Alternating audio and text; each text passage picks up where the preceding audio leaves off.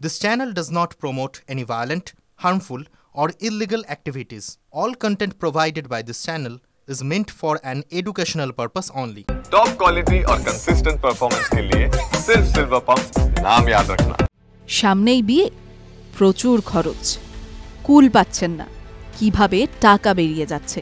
হঠাৎ যদি হাতে কিছু টাকার প্রয়োজন পড়ে তবে ধার দেনা করারও প্রয়োজন নেই।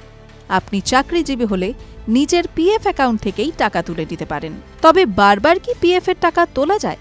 চাকরিজীবীদের ভবিষ্যতের তহবিল হল প্রভিডেন্ট ফান্ড। সাধারণত অবসরের পরই এই ফান্ড থেকে টাকা তোলা হয়। তবে জরুরি পরিস্থিতিতে আর্থিক সাহায্যের জন্য পিএফ থেকে টাকা তোলার অপশন পাওয়া যায়। চিকিৎসার জন্য বা বিয়ের খরচ কিংবা বাড়ি তৈরি করার জন্য পিএফ এর টাকা তোলা যায়। তবে সেক্ষেত্রে বিশেষ কিছু নিয়ম আছে।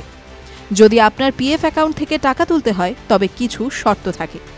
যদি বাড়ি তৈরি বা চিকিৎসার জন্য টাকা তুলতে চান তবে সেক্ষেত্রে ফান্ডের আংশিক অর্থ তোলা যায়। যদি বিয়ের জন্য টাকা তোলেন সেক্ষেত্রেও একটি নির্দিষ্ট অঙ্ক তোলারই অনুমোদন দেয় ইপিএফও। কতবার টাকা তোলা যায়? যদি আপনি নিজের বিয়ের জন্য টাকা তুলতে চান তবে একবারই পিএফ অ্যাকাউন্ট থেকে টাকা তুলতে পারবেন। আবার কিছু ক্ষেত্রে আপনি একাধিকবার টাকা তুলতে পারবেন। ধরুন আপনি নিজের ভাই বোন বা ছেলেমেয়ের বিয়ের জন্য টাকা তুলতে চান, তবে একাধিকবার টাকা তোলা যায়।